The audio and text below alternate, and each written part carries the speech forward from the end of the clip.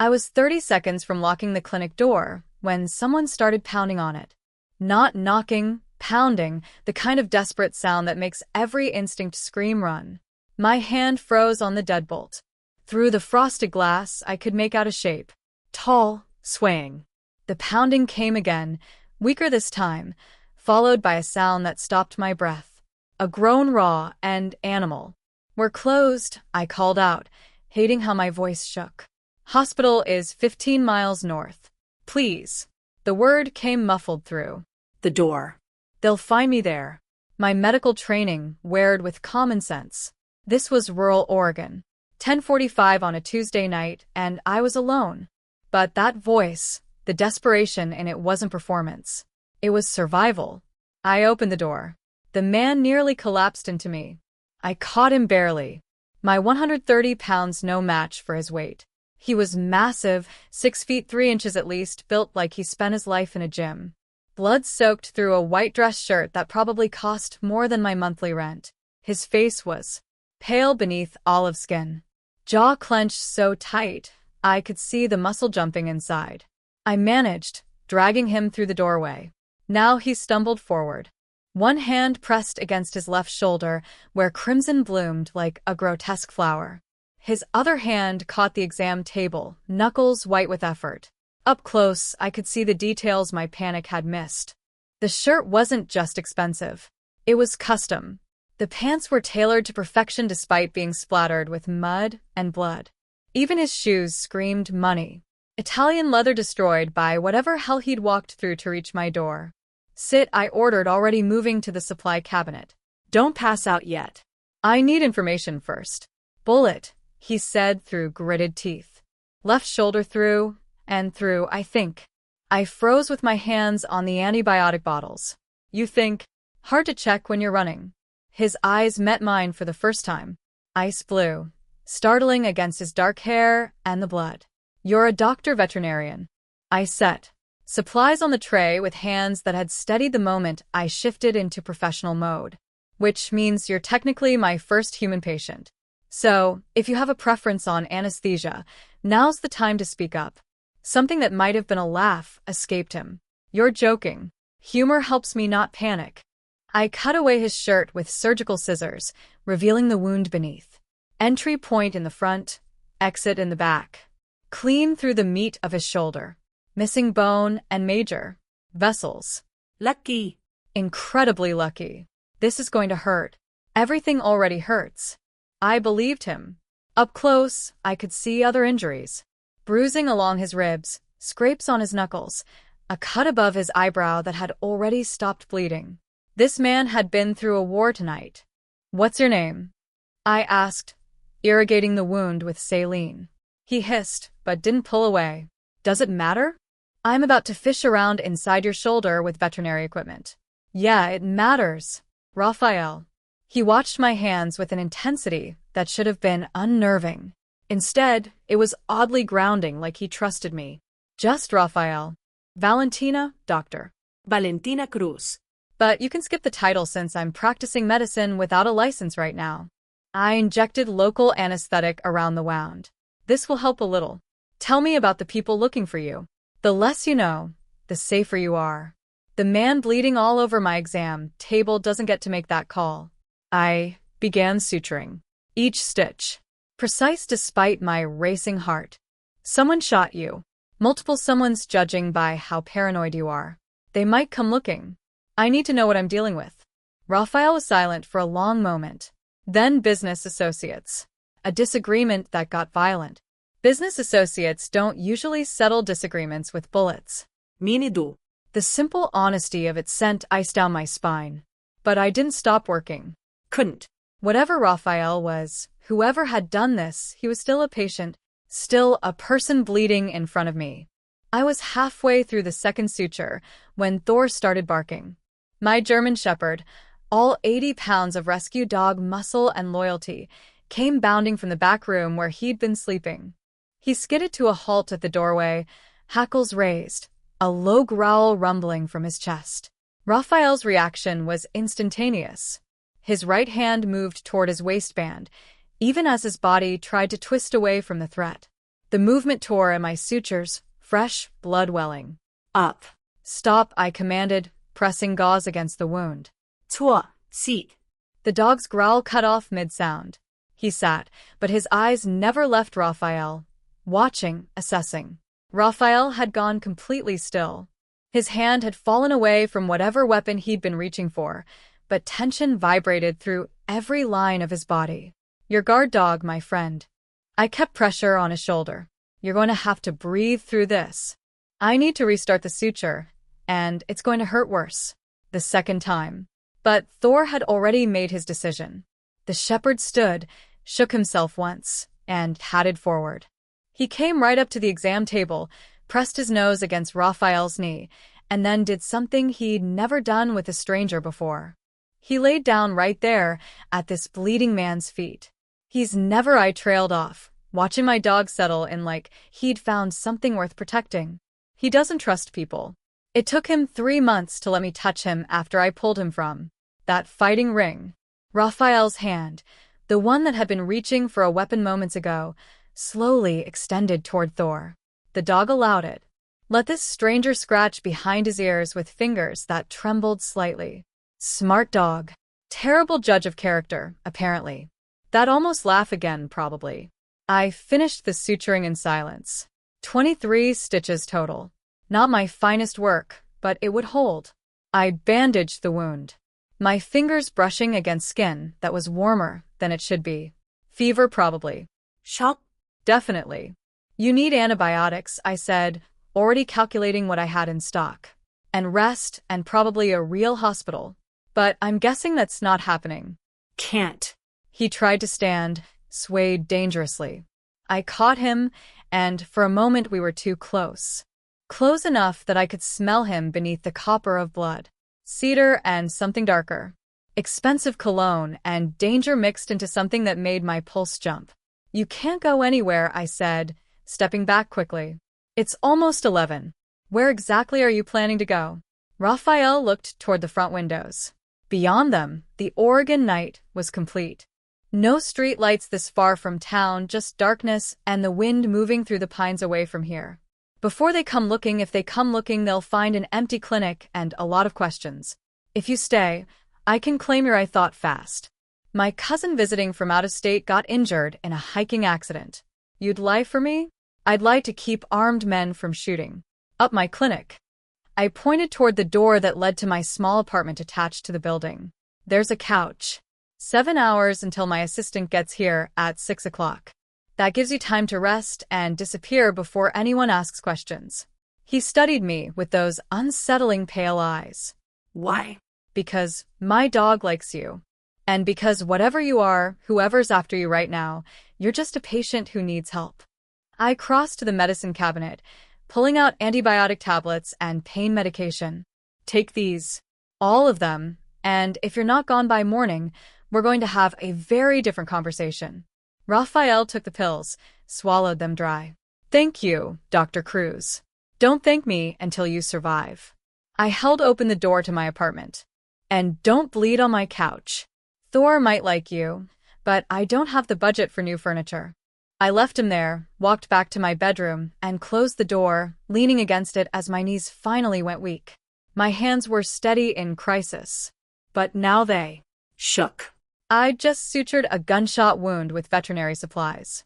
Harbored someone who was clearly running from something violent. Made myself an accessory to God knows what. Through the thin walls, I heard Raphael moving around. Then his voice, low and urgent, speaking into a phone I hadn't seen him pull out. Franco, it's me. They found me on Highway 26. Had to bail near Forest Grove. I'm secure for now, but I need a cleanup crew and protective detail. There's a civilian involved.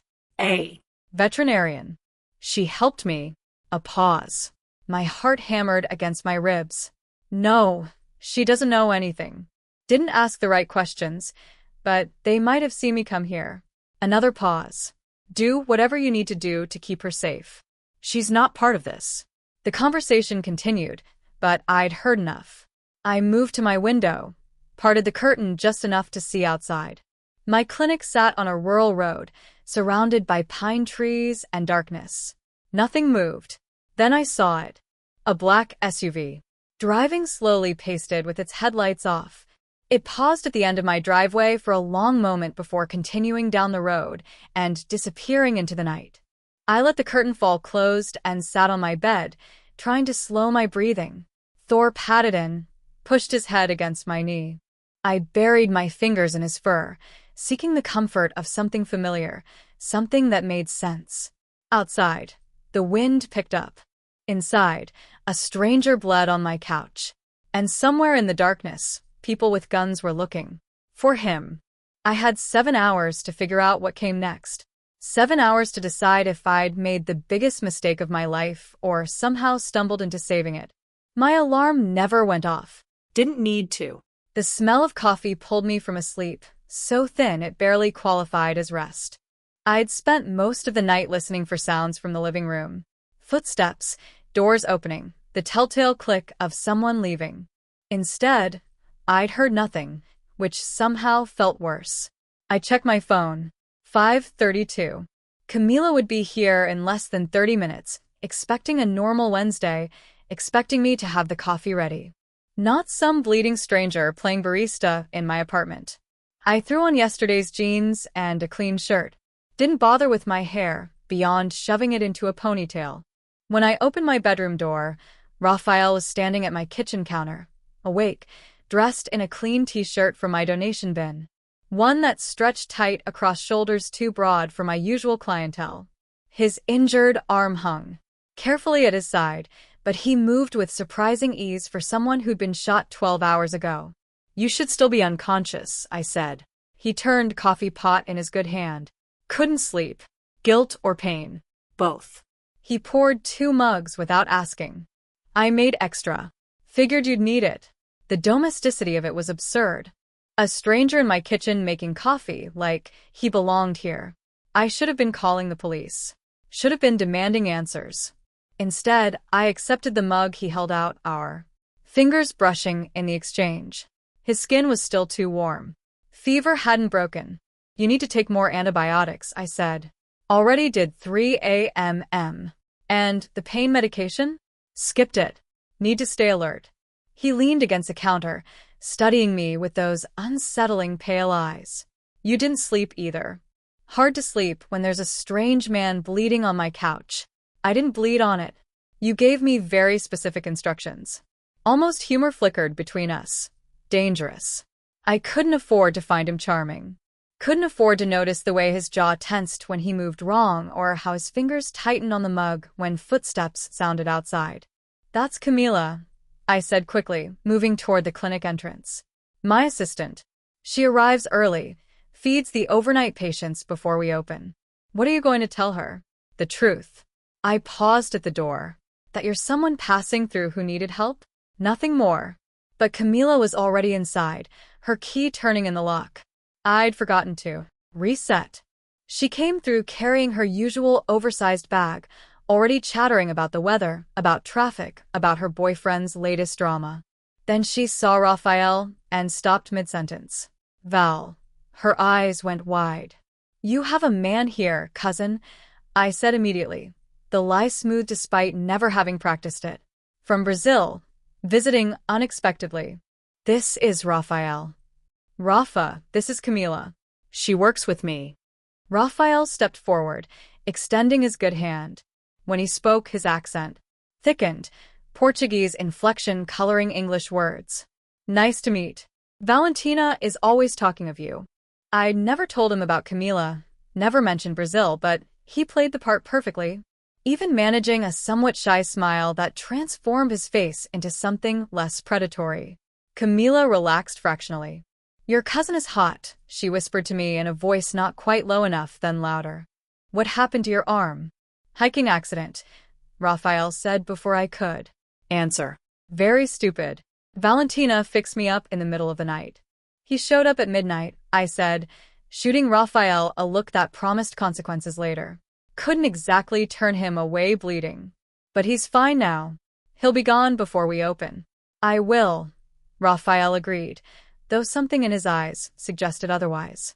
Camila looked between us, clearly suspicious, but too polite to push. Okay.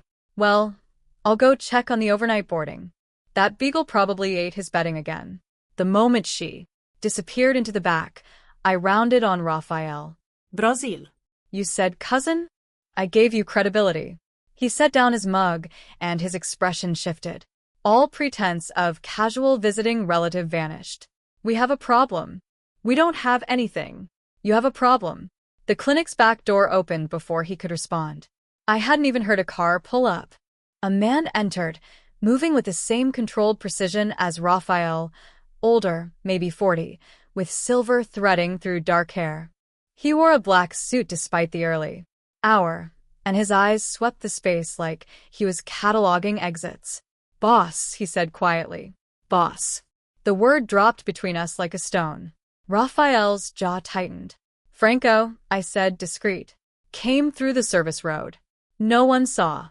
Franco's gaze landed on me. Assessing Dr. Cruz, you know my name. I know everything relevant. He pulled out a phone, showed Raphael something on the screen. They spoke in low voices, Italian, maybe urgent and quick. I caught maybe 3 words. None of them comforting. English, I demanded. You're in my clinic. I deserve to know what's happening. Raphael looked at me, and for the first time, I saw something like regret in those ice-blue eyes. Last night wasn't random. It was an ambush. Organized, professional. By who? Family vergiation. We've been at war for 3 weeks. He said it matter-of-factly, like discussing the weather. They killed 3 of my men. Would have killed me if I hadn't gotten lucky. The clinical part of my brain noted the phrasing. Organization, family, war. The rest of me felt cold. You're Mafia. I'm a businessman with violent enemies. That's not a denial. No, Raphael said quietly. It's not. I should have been terrified. Should have been ordering them out, calling the police, burning everything he'd touched. Instead, I felt something closer to fury. You brought this to my door. I had nowhere else to go. And now, what happens now? I gestured to Franco. He shows up in the middle of the night, calls you boss, and I'm supposed to just what? Pretend I didn't notice. Franco interrupted. We have a bigger issue. Dr. Cruz needs to see this. He pulled up a photo on his phone. A man's body, face destroyed by violence I didn't want to examine too closely. In his jacket pocket, clearly visible, was one of my business cards. Where did you get this? My voice came out steadier than I felt. One of the men from last night. Versani's crew. Franco swiped to another photo. This one showed my clinic from the outside, taken from a car. They know Raphael came here. They'll come looking. As if summoned, headlights swept across the front windows. A vehicle pulled up outside. Black SUV with tinted windows. It stopped directly in front of the clinic entrance and sat there. Engine running. Raphael moved faster than someone injured should be able to. He had me pressed against the wall behind the reception desk, his body blocking mine before I could process the motion. Franco disappeared toward the back, one hand inside his jacket. Stay quiet. Raphael breathed against my ear. Don't move. 2 men got out of the SUV. Through the window blinds, I could see them approaching. One knocked. Heavy, demanding. We're not open, I called out, proud of how normal I sounded. We're looking for someone. Thick accent, Eastern European. Man injured in accident last night. Heard there was clinic here. Raphael's hand found mine in the dark space behind the desk. His fingers laced through mine. Squeeze once. Warning or reassurance. I couldn't tell. I stood smoothing my shirt and walked to the door. Didn't open it. This is a veterinary clinic. I don't treat people. Maybe you made exception. The man smiled. It didn't reach his eyes. For friend, I don't have friends who get shot. I let irritation color my voice. Real irritation at being pulled into this nightmare. Try the emergency room in Forest Grove. They're used to patching up idiots. The men exchanged glances. The second one, shorter but broader, pulled out a phone, showed me a photo. Raphael from before, uninjured, wearing a tuxedo at some formal event, looking like he owned the world. You see this man? No. The lie came easier the second time. But if I do, should I be calling someone? If you see, you call this number. He handed me a business card. Plain white, just a phone number in black print. Important you call right away. Sure. I pocketed the card. Now, if you'll excuse me, I have actual patients waiting. They left, but not before looking hard at the clinic at my car, parked beside it. At the windows where I prayed Camila had stayed hidden in the back with the animals. The SUV pulled away slowly, deliberately, making sure I watched them go. I waited until the taillights disappeared before moving. My legs felt unsteady. Raphael emerged from behind the desk, and up close, I could see the tension vibrating through him. He'd been ready to fight, to kill. Maybe if they'd come inside. They'll be back, he said. Then you need to leave now. Can't. He glanced at Franco, who'd reappeared from wherever he'd been lurking. They saw the clinic, saw you. If I disappear now, they'll assume you helped me. They'll come back to make you tell them where I went. So, what are you suggesting? That I what? Harbor a fugitive indefinitely? 48 hours. You come with me. Let my people protect both locations. After that, Vergiani will have bigger problems than one doctor. I have a business, patients, a life. Franco spoke up. Dr. Cruz, with respect, they found your business. Card on a dead man. Whether you help the boss or not, you're involved now. The unfairness of it hit me like a physical blow. I'd done nothing wrong. Saved a life. And now I was caught in someone else's war because I'd made the mistake of being human. 2 days, Raphael said. His voice had softened. 48 hours. Then I'll make sure they understand you were never part of this. You'll be safe. And if I refuse, he didn't answer. Didn't need to. We both knew I didn't really have a choice. Not anymore. Not. Since I'd opened my door to a bleeding stranger and decided his life mattered more than my safety. I looked at my clinic, at the exam table where I'd sutured him, at Thor, who'd appeared from my apartment, and now sat calmly at Raphael's feet like he'd chosen sides. 48 hours, I said finally. Not 1 minute more. 3 black SUVs idled in the service road behind my clinic. Identical tinted windows. The kind of vehicles that screamed money and menace in equal measure. Franco loaded my hastily packed duffel into the middle car while I stood there trying to convince myself this was temporary. 48 hours. Then my life would return to normal. Except nothing felt normal anymore. Thor jumped into the back seat before I could stop him, settling in like he'd been planning this road trip for weeks. Raphael appeared at my elbow, moving quieter than someone his size should. He can stay here if you prefer. Franco's men will watch the clinic. He goes where I go. I climbed in after my dog, and Raphael slid in beside me.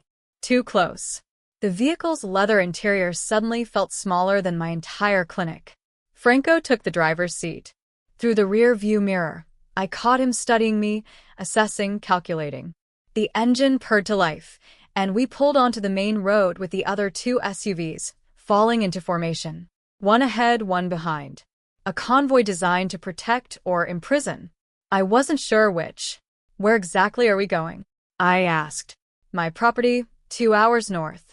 Raphael's injured arm rested carefully against his side.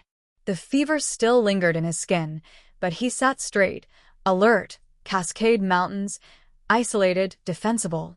Defensible? You mean like a fortress? I mean, safe. His eyes met mine for both of us. The landscape shifted as we drove. Forest grove gave way to deeper wilderness, towns becoming sparse, roads narrowing. Raphael made calls in Italian, his voice low and controlled. But I caught the tension underneath. Whatever war he was fighting, it hadn't ended with last night's ambush. When he finally put the phone away, silence stretched between us.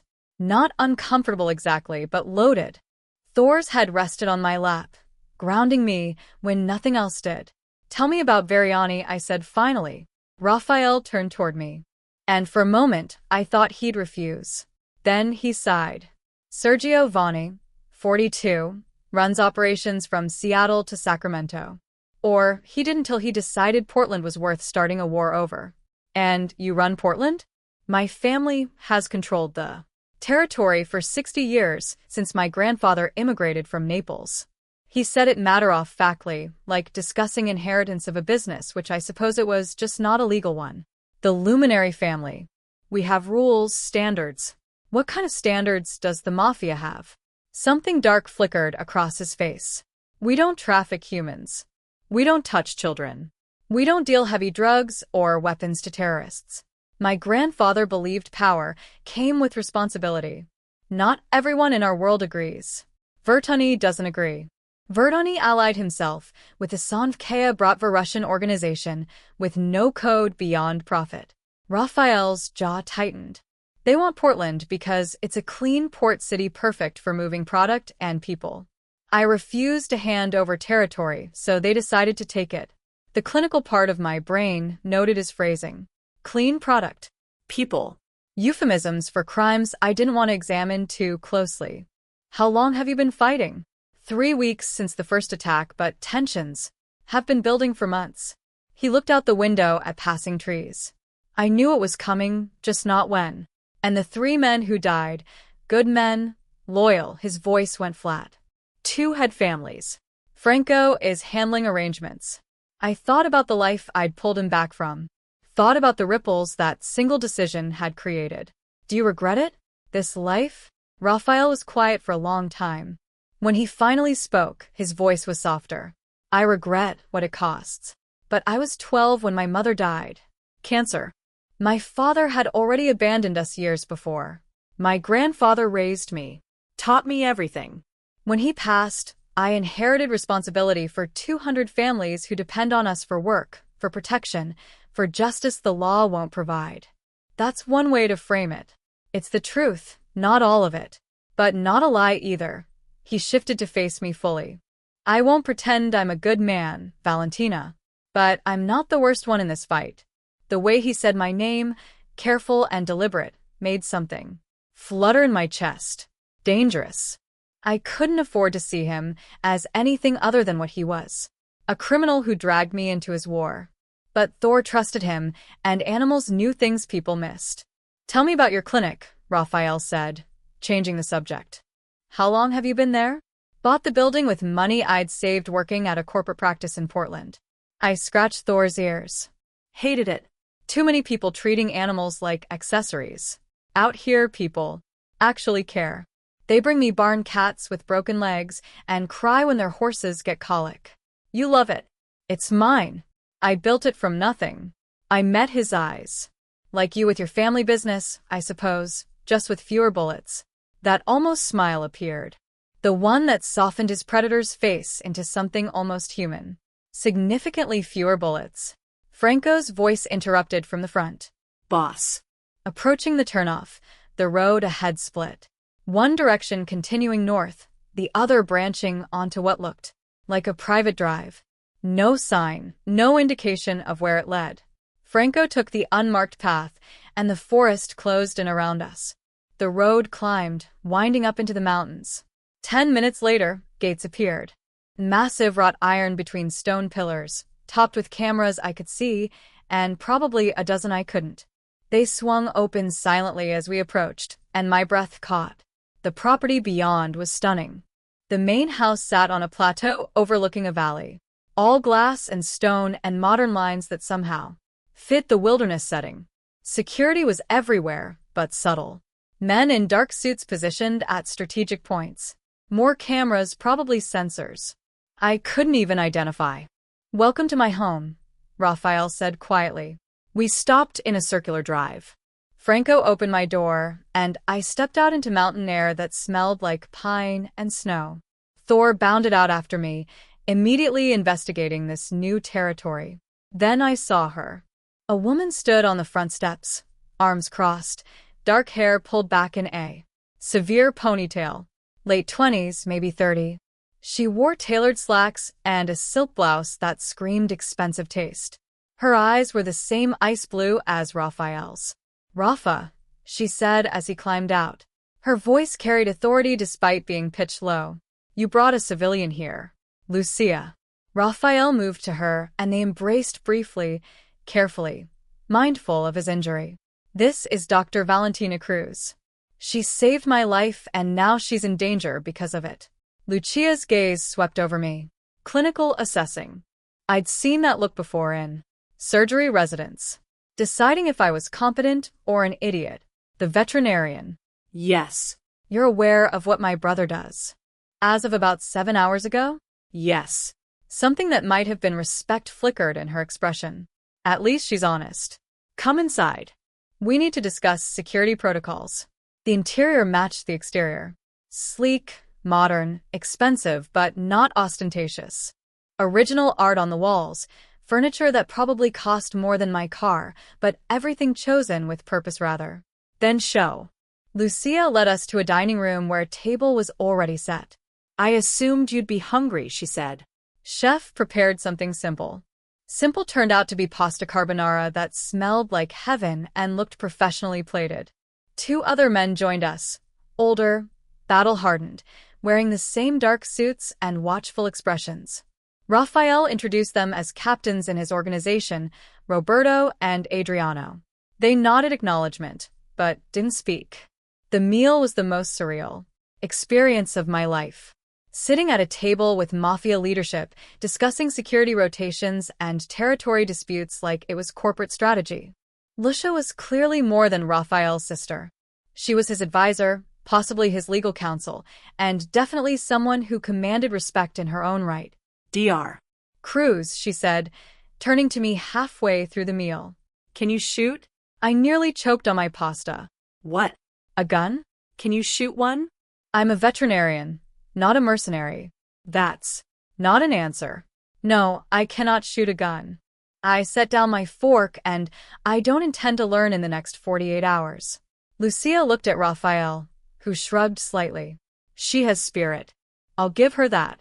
Spirit won't stop Verani's men if they get through perimeter security. They won't get through.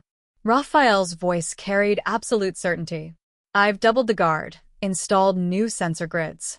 Anyone approaches, we'll know before they're within a mile. After dinner, Raphael showed me to a guest suite on the 2nd floor.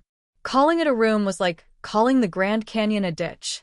It had a sitting area, a bathroom larger than my entire clinic apartment, and a bed that could sleep 4 people comfortably. There's clothes in the closet, he said from the doorway. Probably not your size exactly, but close enough. Lucia ordered them when Franco called ahead. This is too much. It's what I have available. He leaned against the door frame and the movement made him wheeze. The adrenaline that had carried him through the day was wearing off. I crossed to him before thinking better of it. Fingers going to his injured shoulder on instinct. You're pushing yourself too hard. The wound needs rest. I'll rest when this is over. You'll rest now. I guided him to sit on the edge of the bed, pulling back his shirt to check the bandaging. Some bleeding had seeped through. Not terrible, but not good either. Stay here. I need to get supplies. When I returned from the bathroom with first aid materials I'd found under the sink, he was still sitting there, waiting, trusting. I changed his bandages carefully, my fingers brushing against skin that was too warm, too alive, this close. I could see the faint lines around his eyes, the shadow of stubble on his jaw, the way his pulse jumped at his throat. Thank you, he said quietly, for everything. I know you didn't ask for any of this. No, I didn't. I taped the last edge of the bandage, but I'm here now. Might as well see it through. Our eyes met, held. For a moment, neither of us moved. The space between us felt electric, dangerous, impossible to navigate. Then Thor barked from somewhere in the suite, breaking the spell. Raphael stood smoothly. Get some rest. Tomorrow we plan how to end this. He was almost to the door when I spoke. Raphael. He turned back. You can call me Valentina. You've bled on me. Seems like we're past formalities. That smile again. The real one. Valentina. Sleep well. After he left, I stood at the window, looking out over the valley. Lights from the main house reflected on glass. And beyond that, darkness stretched for miles. I was in a mafia boss's home, under guard, hiding from men who wanted to kill me for helping someone I barely knew. 48 hours. That's what he promised. 2 days, and this nightmare would end. Except deep down, I already knew nothing would be that simple. Sunlight woke me before any alarm could. It poured through floor to ceiling windows I'd forgotten to cover, turning the guest sweet gold. For a moment, I forgot where I was. Then reality crashed back. Mafia's safe house. 48 hours. Men with guns who wanted me dead for helping someone I barely knew. I pulled on jeans and the softest sweater I'd ever touched, courtesy of Licious Shopping, and followed the smell of coffee downstairs. The house was quieter than I expected. No security visible, though I knew they were there, watching, always watching. I found Raphael in the back garden moving through what looked like Tai Chi. Slow, controlled movements that should have been impossible with a bullet wound barely 36 hours old. He'd shed his shirt despite the mountain chill, and I could see the fresh bandaging stark white against olive skin. "You're supposed to be resting," I called out. He turned, not startled. He'd known I was there. "This is resting compared to what I usually do. You usually get shot more often than I'd like." He walked toward me, and I noticed the slight hitch in his stride. The movement wasn't as effortless as he wanted me to believe. "Coffee's inside. I made extra." "You're very domestic for a crime lord." "My grandmother would haunt me if I couldn't take care of basic needs." He held the door open, and I caught the scent of him beneath the mountain air. Cedar, and something darker that made my pulse jump. She believed helpless men were useless men. Inside, he'd laid out breakfast. Nothing elaborate, just eggs scrambled perfectly. Toast, fresh fruit. But he'd done it himself. And something about that felt more intimate than the expensive guest suite or designer clothes. "Sit," he said. "We have time before the others wake." I took the coffee he offered, settled at the island counter. "Tell me about your grandmother." Raphael cracked eggs into a pan with one hand, his injured arm hanging carefully. "Nonna Julia. She came from Naples at 16, married my grandfather at 18, and spent 60 years keeping him alive through 3 wars and more assassination attempts than anyone counted." He smiled, and it transformed his face. "She taught me to cook because she said any man who needed a woman to survive wasn't worth keeping alive." Sounds formidable, terrifying. And the only person my grandfather feared. He plated eggs, slid them in front of me. She made him promise that if anything happened to him, I'd be raised with options. Education, skills beyond violence, a choice. I ate, surprised by how good the eggs were, how normal this felt. "But you chose this anyway." "I chose responsibility.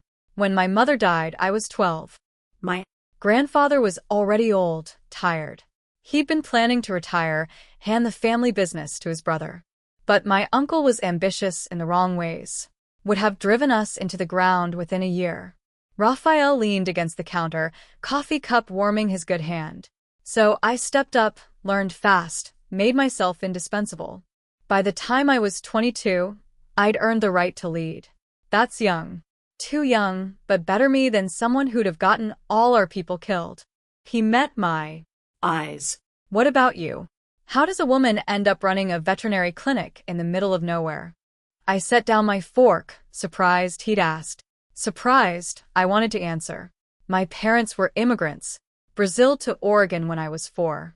They worked 3 jobs between them to put me through school. Died in a car accident my junior year of college. Drunk driver. The words came easier than they should have. I finished my degree on scholarships and spite. Worked at a corporate practice in Portland for 2 years, saved every penny and bought that clinic the day it went up for sale. And you've been there 5 years. You investigated me. Franco did after I woke up on your exam table. No apology in his voice. I needed to know who'd saved me. If you were a plant, a setup, or just incredibly unlucky. And what did you decide? That you're genuine, stubborn, and that your parents would be proud of what you've built. The simple honesty of it hit harder than any pretty lie. I looked away, swallowing against unexpected emotion. Don't do that. Do what? Be human. It's easier when you're just the dangerous criminal who dragged me into his war. Raphael moved closer, and the air between us changed. Charged. Dangerous. I'm both, Valentina. I won't apologize for either. The door burst open before I could respond. Franco moving fast, phone in hand. His expression was grim. Boss, we have confirmation. It was Giovanni. Raphael's transformation was instantaneous. The gentleman who'd made me breakfast vanished, replaced by something cold and calculating. You're certain? Found the transfer. 200,000 from a Shell account traced back to Virginie. Giovanni's been feeding them information for 6 weeks, including your route on Highway 26. Every muscle in Raphael's body had gone rigid. Where is he? Safe house in Eugene. Thinks he's protected. Franco's voice carried contempt. Wants to negotiate. There's nothing to negotiate. Raphael's voice was empty of emotion. Flat. Final. Bring him here tonight. Boss. Did I stutter? Franco left without another word. I stood slowly, watching Raphael pace the kitchen like a caged predator. You're going to kill him? Yes. No hesitation, no justification, just fact. He's family. He's a traitor who sold out his own people for money. Raphael's eyes met mine, and they were ice. 3 men died because of him. Good men with wives and children. And he would have killed you, too, if those men had found me at your clinic. I'm not defending him. I moved carefully, like approaching a wounded animal. But I need you to understand something. I've spent my life saving things, healing them, and you're asking me to stand here while you plan murder. I'm not asking you anything. This is my world, Valentina. My rules. Giovanni knew the consequences when he betrayed us. So what am I supposed to do? Pretend I don't know. Look the other way while you yes. He closed the distance between us, and his intensity made me step back until I hit the counter. Because this is the reality. The men who shot me aren't going to therapy and rehabilitation. Versani isn't going to be arrested and tried in court. This is how justice works in my world. And I won't lie to make you comfortable. We stood there too close, breathing hard. The man who'd made me eggs and shared stories about his grandmother was gone. In his place stood the boss, the killer, the thing everyone else feared. I need to go to the clinic, I said finally. Check on my patients. Make sure Camila can handle things for another day. Absolutely not. Excuse me. It's not safe. They know where you work.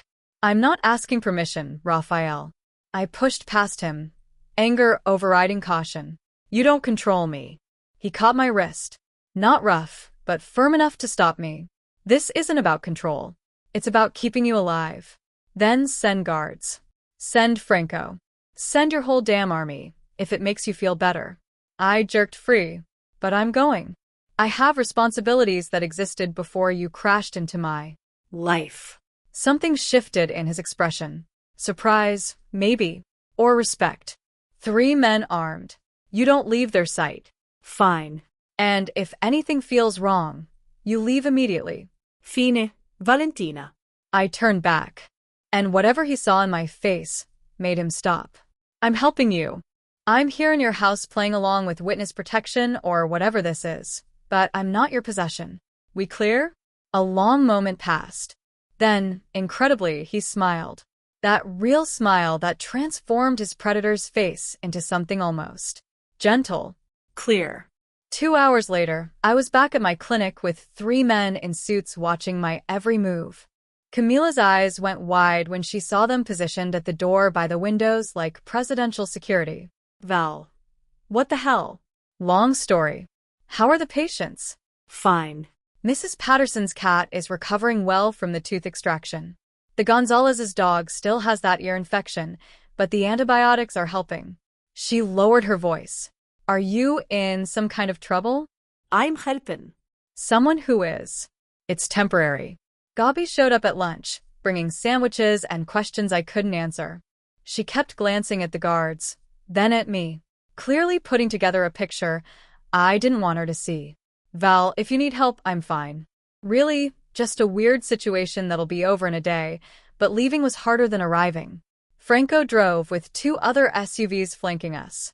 The road back to Raphael's property wound through dense forest, and halfway there, Franco's phone buzzed. We have a tail, he said quietly. Black sedan, 2 cars back. My heart hammered against my ribs. Through the rear window, I could just make out the vehicle. Close enough to be deliberate. Too far to identify faces. Verdi. I managed. Probably. Franco's voice was calm, but his hands tightened on the wheel. Hold on. The world exploded into chaos. Franco accelerated, the other SUVs moving to block the sedan. Gunfire cracked through the afternoon, spiderwebbing the rear window. I screamed, ducking instinctively. And then Raphael was there. He'd been in the lead vehicle, but somehow he was pulling open my door, dragging me down against the seat, his body covering mine completely. Stay down, he commanded, and the cold emptiness from this morning was gone. His voice shook with something raw and desperate. Don't move. Don't look up. More gunfire. The SUV swerved violently, throwing us against the door. Raphael's weight pressed me into leather seats, his breath hot against my ear. Every line of his body tense with readiness to take bullets meant for me, then silence. Except for my ragged breathing and the hammer of my pulse. Clear, Franco called from the front. Raphael lifted his head slowly, scanning before letting me up. His hands moved over me, checking for injuries with clinical precision. Are you hurt? No, I don't think so. My voice came out steadier than I felt. Are you? I'm fine, but I could see fresh blood on his bandage.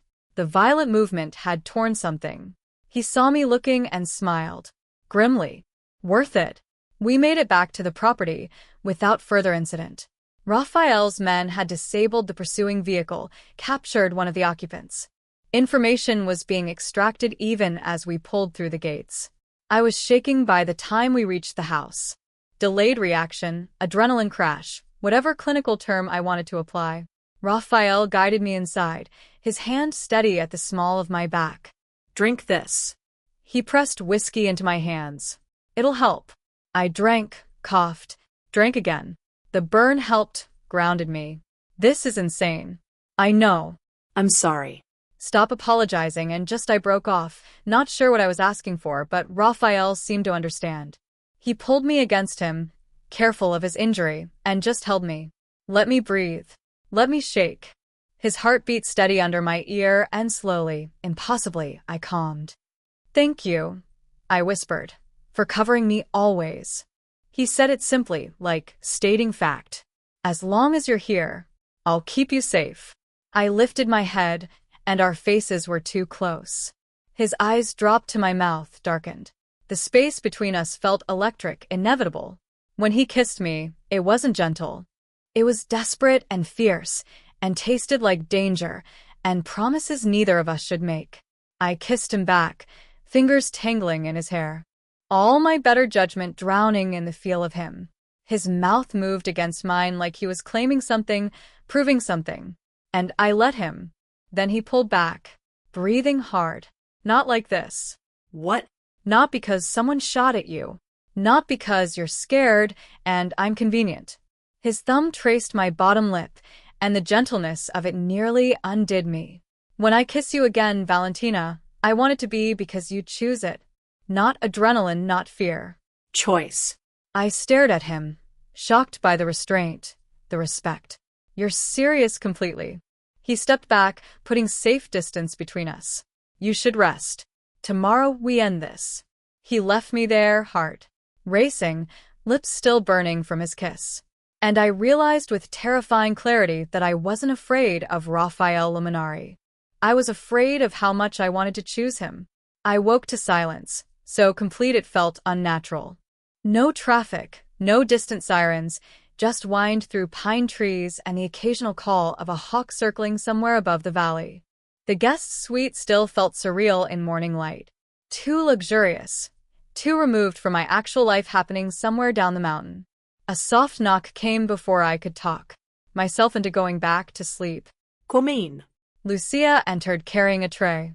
Coffee, pastries, fruit arranged like art. She set it on the sitting area table, without preamble. Raphael is in meetings until noon. Thought you might want breakfast. You didn't have to do that. I know. She settled into the chair across from me, studying me with those same ice blue eyes her brother had. But we need to talk woman to woman. I pulled a sweater over my sleep shirt, suddenly feeling exposed under her scrutiny about my brother's intentions and yours. I don't have intentions. I'm here because men with guns are hunting me for saving Raphael's life. That's circumstances, not intentions. Lucia poured coffee with practiced ease. You could. Why? I thought about lying, decided against it, because Thor trusted him and because running away felt like letting them win. Something flickered in her expression. Approval, maybe. Raphael is different with you. More human. I haven't seen him laugh genuinely in years. Not since before he took over the family. That sounds like a warning. It's an observation. She leaned forward slightly. Men like my brother don't fall often, but when they do, they fall completely. It consumes them, makes them vulnerable in ways that get people killed in our world. The weight of her words settled between us. You're asking if I'm worth the risk. I'm asking if you understand what being with him means. Really means, not the romance novel version. The reality of looking over your shoulder forever. Of never knowing if today's goodbye might be permanent. Of raising children who will inherit enemies before they inherit anything else. Children. The word hit harder than it should have. We kissed once. You're jumping pretty far ahead. Am I? Lucia stood smoothing her perfectly tailored pants. I watched him cover your body with his own during that ambush yesterday. He would have died for you, without hesitation. That's not nothing. Valentina. That's everything. She left before I could respond, and I sat there with expensive coffee going cold, trying to process. I'd known Raphael 3 days, 72 hours of chaos and blood and impossible choices. How could that be enough time for everything Lucia was implying? I dressed in jeans and another borrowed sweater. This one, charcoal gray and softer than clouds. Found my way downstairs, following the sound of voices. Raphael's study door stood half open, and I caught glimpses of him. Through the gap standing at a massive desk. Franco beside him. Both studying documents spread across dark wood. He looked up as I passed, our eyes meeting through the opening. Something shifted in his expression, softened. He said something to Franco, then appeared in the doorway. You're awake. Lucia brought breakfast and warnings about your intentions. That almost smile appeared. My sister is protective. She said, you're different with me. I am. No hesitation, no deflection. Just honesty. That made my pulse jump. Come with me. I want to show you something. He led me through the house to a room I hadn't seen. Floor-to-ceiling bookshelves lined 3 walls filled with volumes that looked actually read rather than decoratively arranged. A leather couch faced a stone fireplace where embers still glowed from last night's fire. Original artwork hung between shelves. Nothing I recognized, but everything chosen with careful taste. This is my favorite room, Raphael said quietly. Where I come when the rest of the world gets too loud. I moved along the shelves reading titles. Philosophy, history, classic literature in multiple languages. You actually read all these most. Some multiple times. He pulled a worn volume from a middle shelf. Dostoevsky. My grandfather gave me this when I was 15. Said if I was going to run a criminal empire, I should at least understand the human soul. Did it work? I'm still trying to figure that out. He replaced the book carefully. What do you read? Medical journals, mostly veterinary studies. Nothing this. Intellectual. That's still intellectual, just practical. He gestured to the couch. Sit, please. I settled into leather that molded perfectly to my body, and Raphael sat beside me. Close, but not touching. The fire crackled, and outside the windows, mountains stretched toward a sky so blue it hurt. Tell me something true, he said. Something you don't tell people. The request caught me off guard. What? We're strangers who've seen each other bleed. Seems like we should know more than surface details. His eyes held mine. Something real. I'll trade you. I thought about deflecting, then decided Lucia was right. If this was happening, whatever this was, it deserved honesty. I'm lonely. Have been for years. I threw myself into building the clinic because it was easier than admitting I'd constructed a life with no one in it except animals who can't leave. Raphael's expression didn't change, but something in his eyes deepened. My turn. Fair's fair. I'm exhausted. Not physically. In my soul. I've been running the family for 12 years. And every day I wonder if my grandfather would be proud or horrified by what I've become. He looked at the fire. Sometimes I think about walking away, giving it all to Lucia, who's smarter and better at the politics anyway. Just disappearing somewhere no one knows my name. Why don't you? Because 200 families depend on us for livelihood and protection. Because our code keeps worse people from taking over. Because responsibility doesn't end just because you're tired. He turned back to me. Until 3 days ago, I thought that was enough. That duty and honor and tradition were sufficient reasons to keep going. And now I've met someone who makes me want to be selfish. Who makes me imagine a different life. His fingers found mine, lacing together with devastating gentleness. That terrifies me more than Versani ever could. We sat like that for a long time, just breathing, just being. The weight of everything unsaid hanging between us like a promise we hadn't made yet. Lunch came and went. Raphael showed me the rest of the property, walking through gardens maintained despite the season, pointing out security features hidden in landscaping. We talked about everything and nothing, favorite foods, worst injuries, embarrassing childhood stories. He told me about learning to cook from his grandmother. I told him about the time I accidentally sedated myself trying to tranquilize an aggressive dog. By evening, something had shifted between us. The sharp edges had softened into something easier, more real. Dinner appeared on the terrace. Table set for two, overlooking the valley as sunset painted everything gold and crimson. Raphael pulled out my chair himself, and I noticed his shoulder moved easier. The fever had finally broken completely. You're healing, I observed. Good doctor. He poured wine, something red that probably cost more than my monthly utilities. To skilled veterinarians who tolerate difficult patients. To difficult patients who don't die on my exam table, we touched glasses, and the sound seemed to resonate through the evening air. Dinner was perfect. Some kind of risotto I couldn't identify, but would happily eat forever, followed by tiramisu that tasted like heaven. I planned this, Raphael admitted over dessert. The dinner, the timing. Wanted one evening where we weren't running or hiding or talking about war. Just two people having dinner. Just two people. His eyes held mine across the candlelight. Is that okay?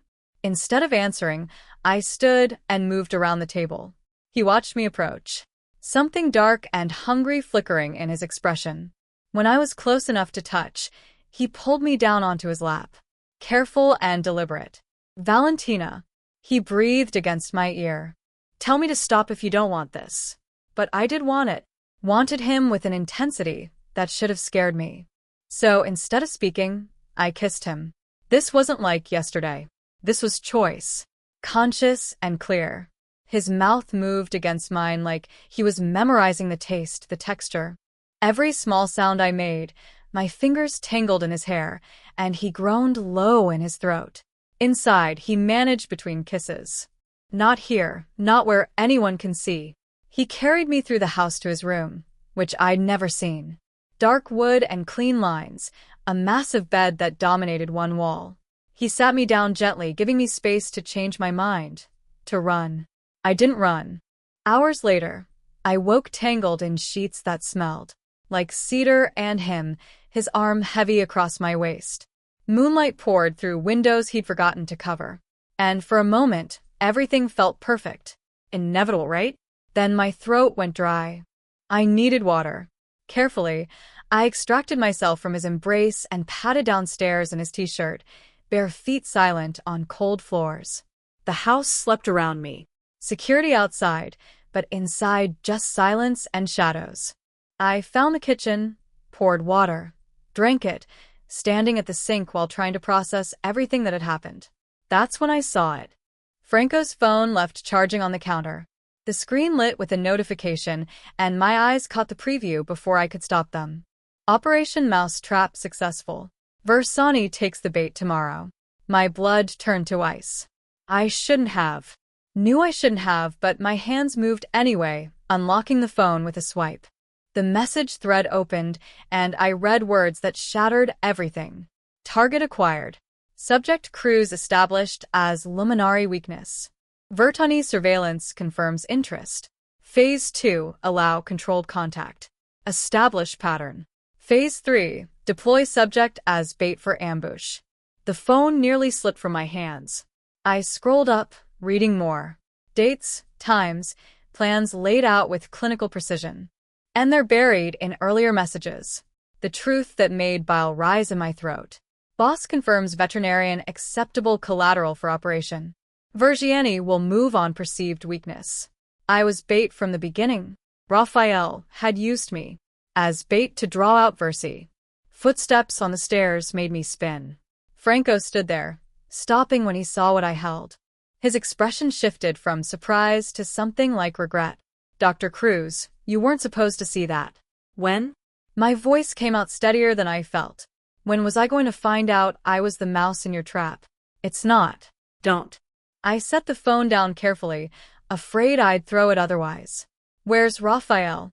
Dr. Cruz, if you'll let me explain. Where is Raphael? He appeared at the top of the stairs then, still shirtless, hair messed from sleep and my hands. He took in the scene immediately. The phone, my expression, Franco's guilty posture. Valentina, he started. Tell me it's not true. I backed away as he descended. Tell me you didn't use me as bait from the first moment. Silence stretched. And in that silence, I had my answer. It started that way, Raphael said. Finally, Franco suggested using you to draw Vonnie out, making him think you were my weakness. But Val, that was before. Before what? Before you actually slept with me? Does that make it better? My voice cracked despite my best efforts. Everything. Tonight, this afternoon. All of it was part of the plan. No. Last night was real. This afternoon was real. He moved closer, and I retreated until my back hit the counter. The strategy was real, but everything between us. That's how am I supposed to believe anything you say? Tears blurred my vision, and I hated myself for them. You've been lying to me for 3 days. I haven't lied. I just didn't tell you everything. That's the same thing. I pushed past him, heading for the stairs, for my room, for anywhere that wasn't here. I'm leaving. First thing tomorrow, I'm gone. Valentina, please don't. I turned back from halfway up the stairs. Don't say my name like it means something. Don't pretend tonight mattered. Just don't. I made it to my room before the tears came fully. Locked the door. Slid down it until I sat on expensive carpet in his too soft shirt, trying to breathe. Through the betrayal that felt like drowning. I'd been so stupid, so incredibly stupid. Falling for a man who'd planned this from the beginning, who'd used me like a piece on a chessboard and made me believe it was something else. Somewhere outside my door, I heard Raphael's voice. Low, urgent, arguing with Franco in Italian, then footsteps retreating, and finally silence. I didn't sleep that night. Just sat there replaying everything, every word, every touch, every moment I'd thought was real. Trying to separate truth from manipulation, and finding I couldn't tell the difference anymore. By dawn, I'd made my decision. 48 hours were up. It was time to go home. Raphael was waiting outside my door when dawn finally broke. I knew he was there. Had heard him sit down against the wall hours ago, his weight settling with a soft thud that spoke of resignation rather than siege. Valentina, please let me explain. I opened the door because staying inside felt like giving him power over me. He looked worse than I felt, hair disheveled, eyes red-rimmed, still wearing the same clothes from last night. The sight of him hurt in ways I didn't want to examine. Explain what? That you used me as bait, that every moment between us was calculated. I crossed my arms, armor against the pull I still felt toward him. Save it. It wasn't like that. He stood slowly, and I saw how careful the movement was. His shoulder. The injury I'd treated was bothering him again. Initially, yes. Franco suggested using you to draw Versani out, making him think you mattered to me. But Valentina, I called it off. Yesterday morning, I told Franco to abort the operation. Because you slept with me? Because you do matter. His voice cracked on the words. Because somewhere between suturing my shoulder and defending yourself to armed men in your clinic, you stopped being strategy and became everything. The honesty in his eyes nearly broke me. But I believed those eyes last night. Believed his touch, his words, the way he'd held me like I was precious. And it had all been built on a foundation of lies. I'm leaving now. Get Franco to drive me, or I'll walk down this mountain myself. It's not safe yet. Verduni, I don't care about Verduni. I don't care about your war or your territory or your codes of honor. I moved past him toward the stairs. I care about getting back to my actual life before you destroyed it completely. He followed me down, and I could hear Lucia's voice from the kitchen arguing with Franco in rapid Italian. They both stopped when they saw us. Lucia's expression shifted from surprise to something like pity. Pack her things, Raphael said quietly to Franco. 3-vehicle convoy. Full security. We're taking her back to the clinic. Boss, I don't think now, Franco. 30 minutes later, I was in the middle SUV again. Thor beside me, watching the mountain property disappear through tinted windows. Raphael sat across from me this time, not beside me. The distance felt like miles instead of feet. I meant what I said last night. He offered after we'd been driving for 20 minutes about wanting to be selfish about you, making me imagine a different life. Stop. You deserve to know. I said stop. I looked at him finally. Let him see the hurt I'd been trying to hide. You don't get to make this harder by being honest now. You had chances. You chose manipulation instead. He flinched like I'd struck him. Good. Let him hurt like I did. The road wound down through forest. Early morning mist clinging to trees like ghosts. Franco drove with the same careful precision as always. 2 SUVs flanking us in formation. Everything looked normal, controlled, safe. That's when the world exploded. The lead SUV erupted in flames, a rocket or grenade hitting it with precision that spoke of planning. Professional execution. Franco slammed the brakes, throwing all of us forward. Raphael's arm shot out, catching me before I hit the seat in front of us. Down, he commanded, pushing me to the floor. Stay down. Gunfire erupted from all sides. Not Vanna's men. The reports were different, heavier. Through the chaos, I heard shouting in Russian. My blood turned to ice. The Bratva, the Russian organization Raphael had mentioned. They'd found us. More explosions. The rear SUV's tire shredded, sending it spinning. Franco tried to maneuver around the burning wreckage of the lead vehicle, but a black cargo van rammed us from the side. The impact threw me against the door despite Raphael trying to shield me. My head cracked against something hard and stars burst across my vision. Franco, get us out of here. Raphael had pulled a gun from somewhere, returning fire through the shattered windows. But there were too many. Professional soldiers in tactical gear poured from vehicles that had appeared from nowhere. They'd planned this, waited for us, known exactly when and where we'd be vulnerable. A canister flew through the broken window. Raphael tried to grab it, throw it back, but it detonated with a sound that was an explosion. Stun grenade. The world turned to white noise and blinding light. My senses completely overwhelmed. Hands grabbed me. Too many hands. I fought, kicking, scratching, but I was disoriented and they were trained. Through the ringing in my ears, I heard Raphael roaring my name. Heard the distinctive crack of his gun.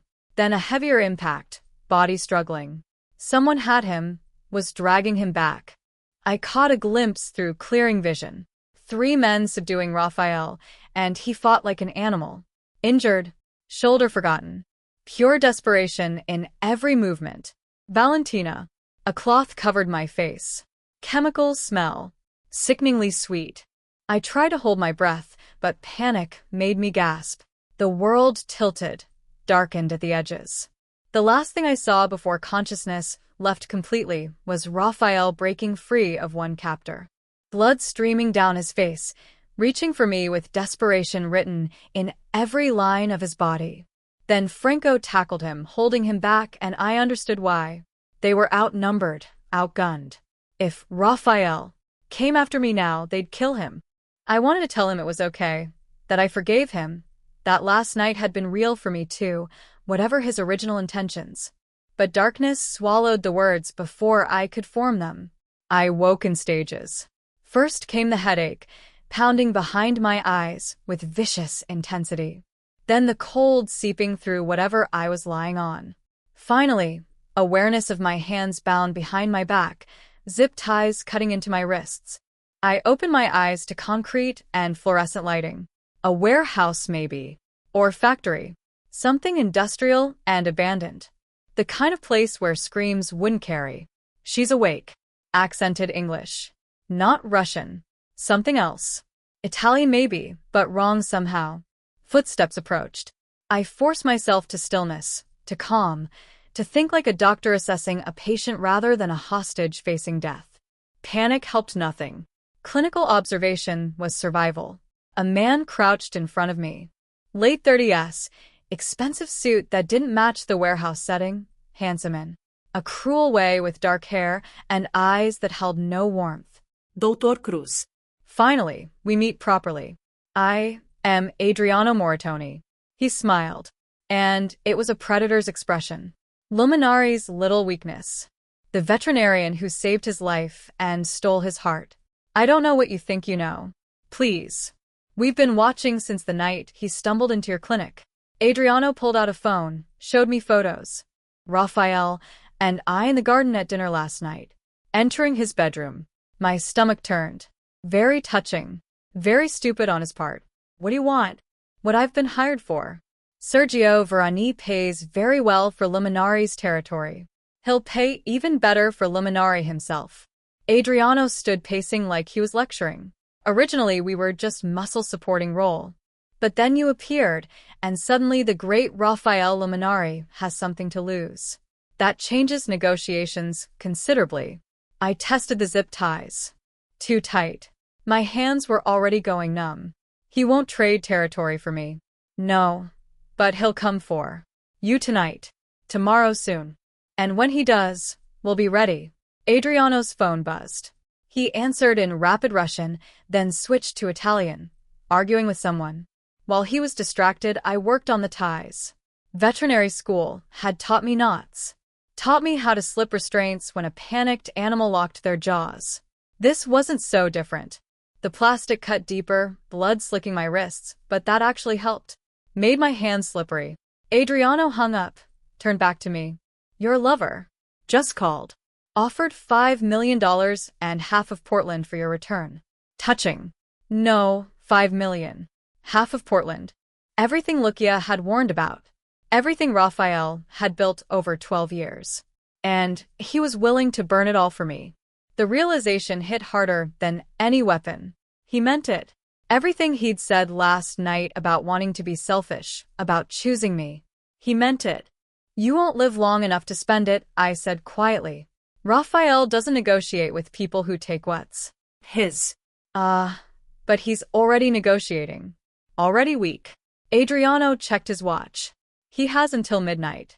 Then I start sending pieces of you back until he agrees to my terms. He walked away, leaving me alone with 2 guards watching from across the warehouse.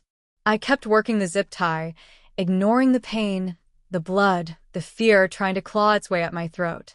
My right hand finally slipped through, taking skin with it but coming free. I kept my hands behind my back, hiding what I'd done. Professional soldiers didn't make amateur mistakes. I needed an opening, a distraction, something to give me a chance before midnight came. And Adriano made good on his threat. Somewhere in the mountains, Raphael was planning. Gathering his forces, coming for me just like Adriano predicted, and when he did, a lot of people were going to die. I closed my eyes, tried to slow my breathing, to prepare for whatever came next. Because Adriano had made one crucial miscalculation. He thought I was helpless, weak, a damsel waiting for rescue. He'd never considered I might save myself. 8 hours. That's how long I'd been zip-tied in a freezing warehouse with 2 Russian mercenaries watching my every breath. 8 hours of planning, waiting, searching for any opening that might keep me alive until midnight came. And Adriano started making good on his threats. My wrists were raw from working the restraints. Blood dried in sticky trails down my palms. But I was free. Hands still positioned behind my back like I was bound. Waiting for the moment that would never be perfect but might be good enough. That moment came when Adriano's phone rang. He answered in Russian, his voice rising with each word. An argument. Something had gone wrong with whatever plan he'd orchestrated.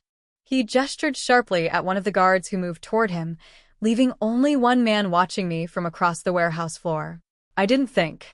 Thinking meant hesitation, and hesitation meant death. I launched myself toward the nearest exit.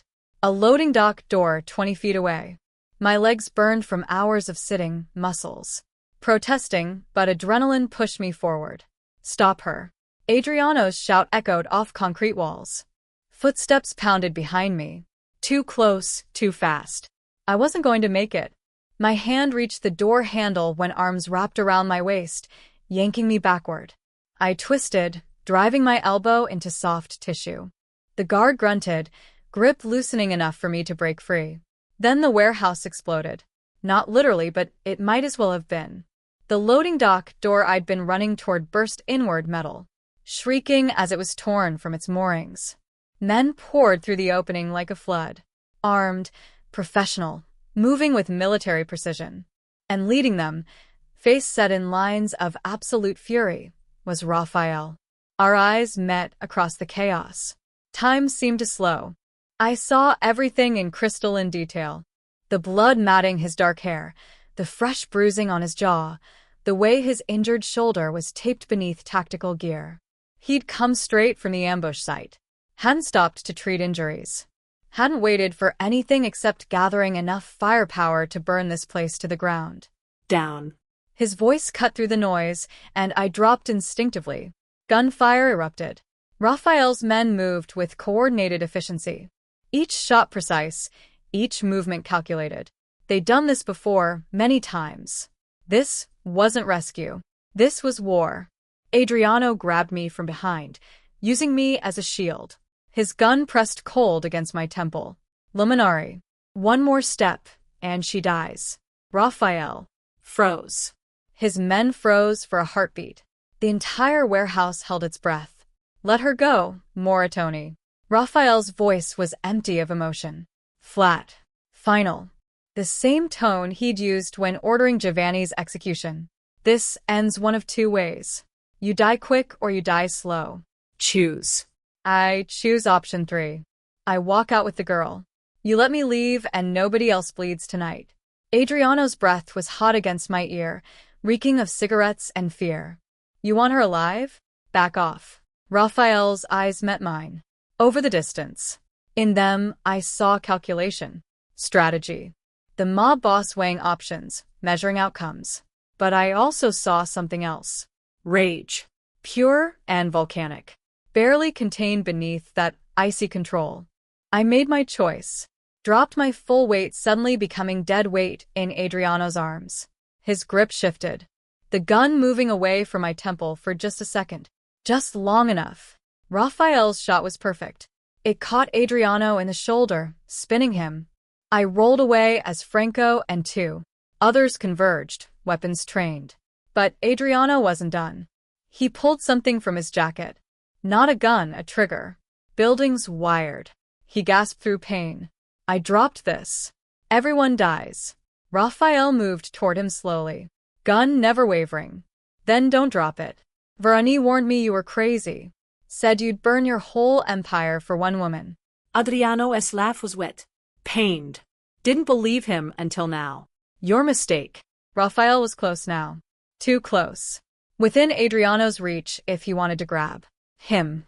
Valentino walked to Franco slowly. I stood on shaking legs, started moving. Each step felt like miles, like walking through quicksand. Adriano's eyes tracked me, calculating whether I was worth dying for. Luminari, someone shouted from the entrance. Fire southeast corner. Smoke began curling from the back of the warehouse. Not from Adriano's trigger. Something else.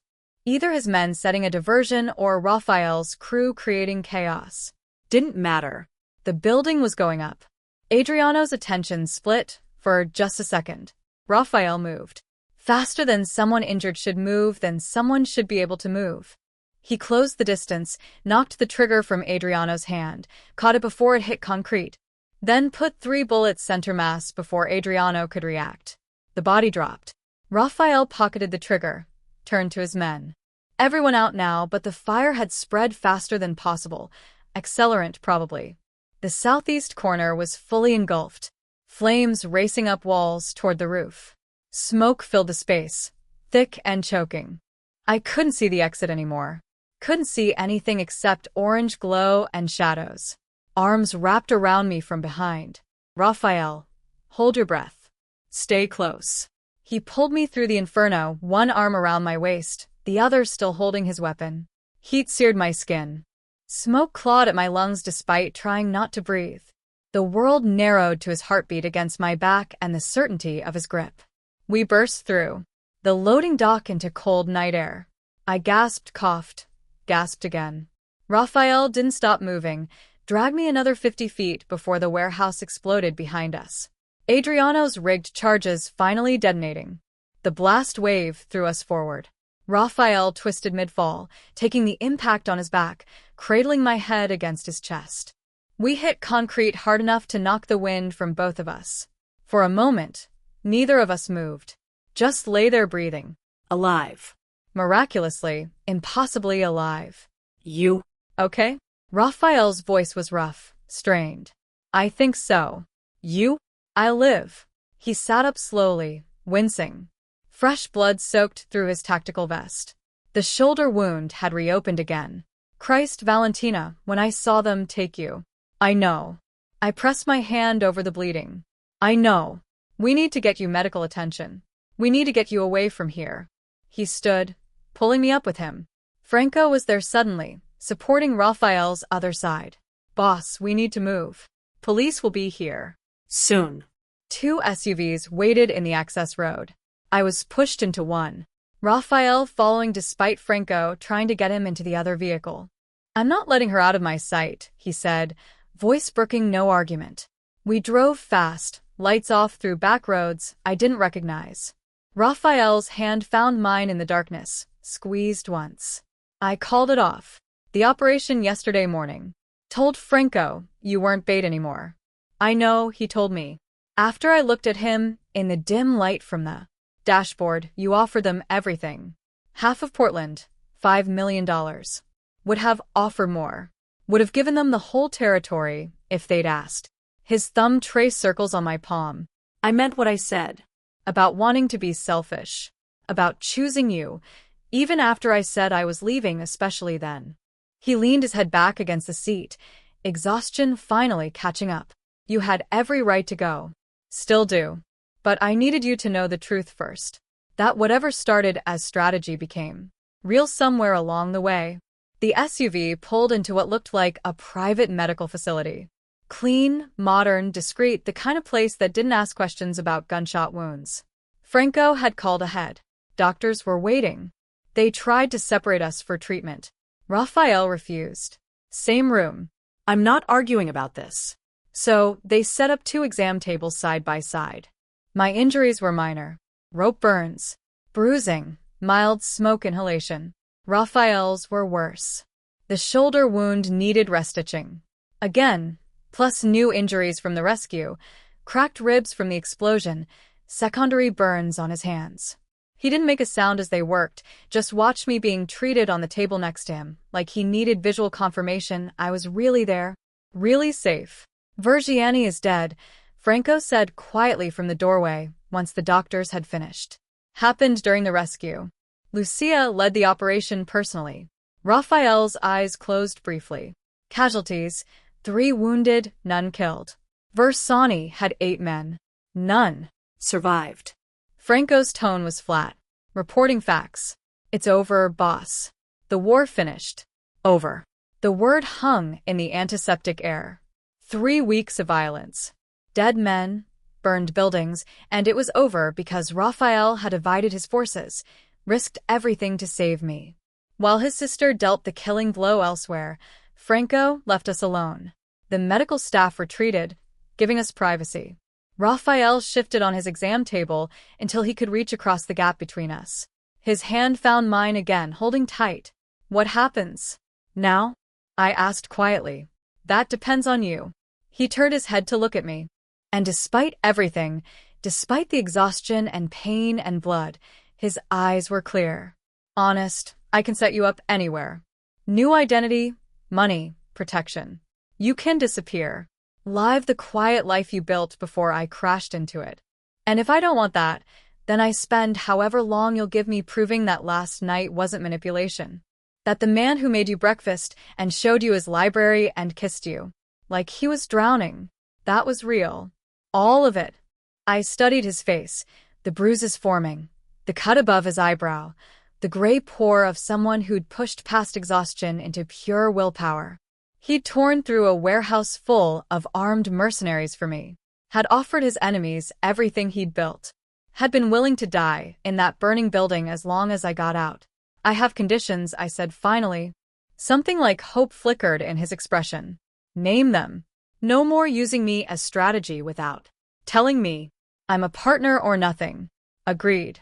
I keep my clinic, my life. I'm not some trophy in a gilded cage. Never wanted that. Want you exactly as you are. And when we have kids, I paused, realizing what I'd said. Not if, when. They don't enter the family business. They get choice. Real choice. Raphael's hand tightened on mine. I'm working on an exit plan. 5 years, maybe less. Lucia takes over operations. I step back. We build something different. You'd really do that for you. I do anything, he said. It's simply statement of fact. But Valentina, you need to understand what staying means. There will always be enemies, always be risk, always be looking over shoulders. That life, it doesn't just disappear. I know. And I did. Had seen it, lived it, understood the weight of it. But I also know that Thor was right about you from the first moment.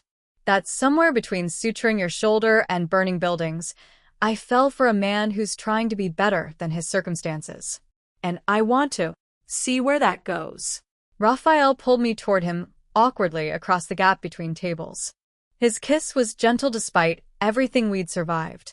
A promise, a beginning. No regrets, he whispered against my lips. Not even one. Outside, dawn was breaking.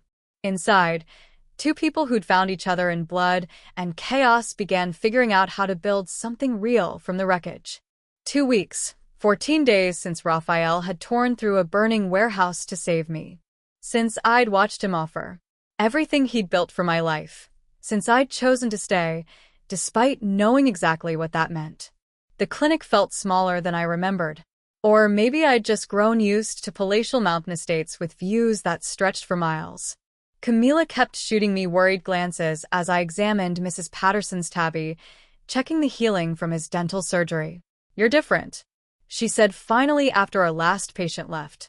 Whatever happened while you were gone, it changed you. I set down my stethoscope, considered lying, decided she deserved better. I fell in love with someone complicated, someone dangerous, and I'm still figuring out if that makes me brave or stupid. Can it be both? She leaned against the exam table. Gabby told me about the men in suits, the security detail. Val, if you're in trouble, I'm not. Not anymore. The war was over.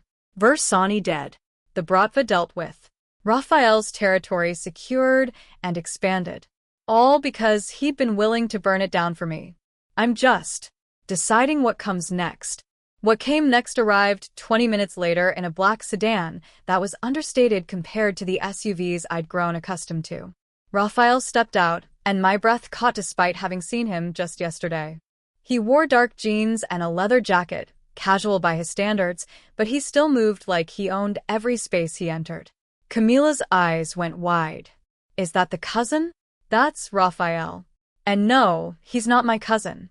Holy hell, you could have led with that. Raphael entered, and Thor bounded over immediately, tail wagging like they were old friends, which I suppose they were. Raphael scratched behind the dog's ears with easy affection before his eyes found mine. Can we talk? Camila made herself scarce, with impressive speed. Raphael waited until we were alone before pulling an envelope from his jacket. Legal documents. My name on every page. The clinic is yours, free and clear. I paid off the mortgage this morning, he set another document on the counter. And this is a trust fund. 500,000 managed by an independent firm. No strings attached. My throat went tight. Raphael, let me finish. He moved closer, but didn't touch me, giving me space, respecting boundaries even now. You need to be able to choose freely.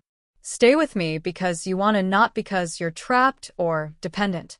So these are yours, whether you decide to stay or go.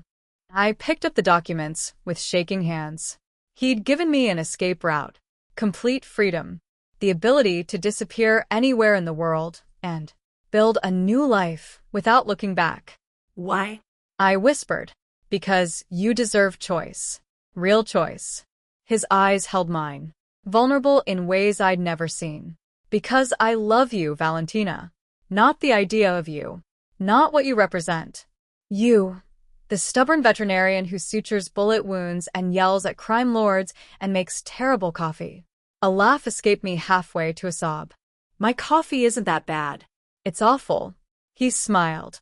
That real smile that transformed everything, but I'd drink it every morning for the rest of my life, if you'd let me. I set down the papers, moved into a space. His arms came around me immediately, holding tight. Safe home. I have conditions. Of course you do. His breath stirred my hair. Name them. No more secrets. If there's danger, you tell me. If there's strategy, you include me. Partnership or nothing. Done. I keep the clinic. Keep my life. I'm not abandoning everything I built. Never wanted you to. Want you exactly as you are. And kids. I pulled back to look at him. When we have them, they get normal. School plays and soccer games and boring suburban existence. No legacy, no empire, no choosing between family and law. I'm transitioning everything to Lucia over the next 4 years. By the time we're ready for children, I'll be retired from operations. His hand came up to cut my face. We'll be boring together. You could never be boring. Watch me try. He leaned his forehead against mine. So, what's your answer? Instead of speaking, I kissed him slow and deep and full of promise. When we finally broke apart, both breathing hard, I pulled back just enough to see his face. I choose you. Eyes wide open. No illusions. Choosing this life, this risk, this beautiful disaster of ours. No regrets. Ask me again in 50 years. Deal. He kissed me again. And this time it felt like beginning something rather than ending it. 6 months later, I stood in Raphael's dining room, watching the organized chaos of family dinner. Lucia argued politics with Roberto, while Franco carefully avoided taking sides. Adriano's replacement, a quiet man named Paolo, listened more than he spoke. Gabby had been invited and was charming everyone with surgical precision. Thor slept under the table, occasionally receiving treats from Raphael when he thought I wasn't looking. You're staring, Raphael murmured in my ear, arms sliding around my waist from behind. I'm appreciating. There's a difference. Appreciating what? This. You. The fact that we made it here. I turned in his arms, let him see the emotion. I'd stopped hiding. 6 months ago, I was alone except for animals. Now I have this strange, wonderful, slightly criminal family that somehow became mine. Slightly criminal. Lucia raised her wine glass from across the room. I'm a licensed attorney. Thank you very much. Who represents exclusively criminal clients. I shot back, grinning. She laughed, and the sound filled the space with warmth. Raphael's hand found mine, fingers lacing together with the easy familiarity of habit. 6 months. Long enough to know this was real. Short enough that I still caught myself marveling at it. Everyone. Raphael clinked his glass, waiting for silence. When he had attention, his arm tightened around my waist. Valentina and I have an announcement. I showed them the ring. Simple platinum band with a single diamond. Nothing ostentatious. Just perfect. Lucia squealed. Actually squealed. Franco smiled. Genuine and warm. Gabby's eyes filled with happy tears, and the rest of the table erupted in congratulations. Took you long. Enough, Lucia said, hugging me tight. I've had the date circled in my calendar for months. Presumptuous much? Informed? There's a difference?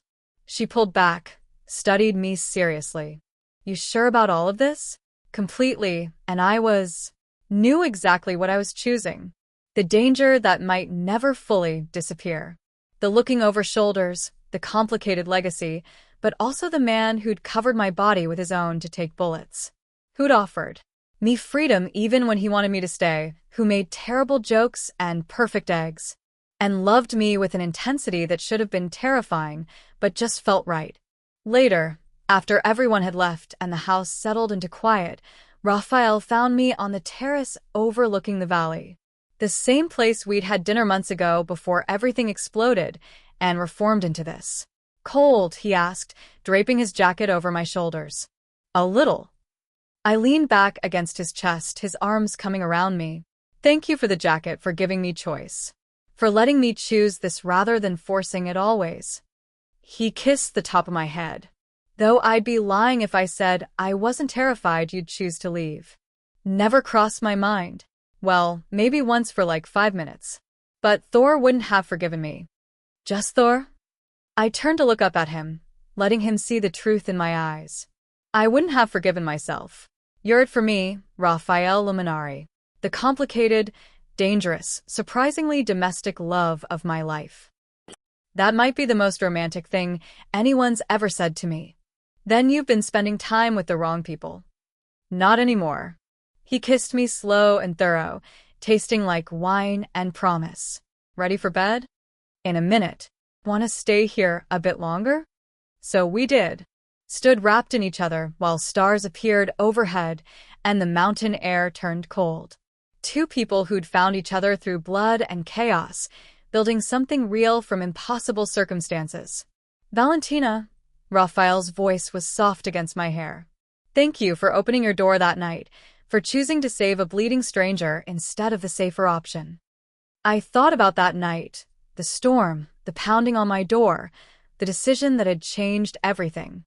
You're welcome. But Raphael, yeah, thank you for being worth saving. We stood there in comfortable silence. This quiet moment, under a sky full of stars, felt like an anchor. Our story wasn't born of gentle beginnings or chance encounters under sunlit skies. It was forged in the crucible of fear and desperate choices, a collision of worlds that should never have met. Yet, in that violent genesis, something profoundly real and fiercely resilient had taken root. We had earned this quiet certainty, every complicated, dangerous, and utterly ours moment of it. And looking back, knowing what I knew now, I wouldn't trade a single chaotic step of the journey that led me here.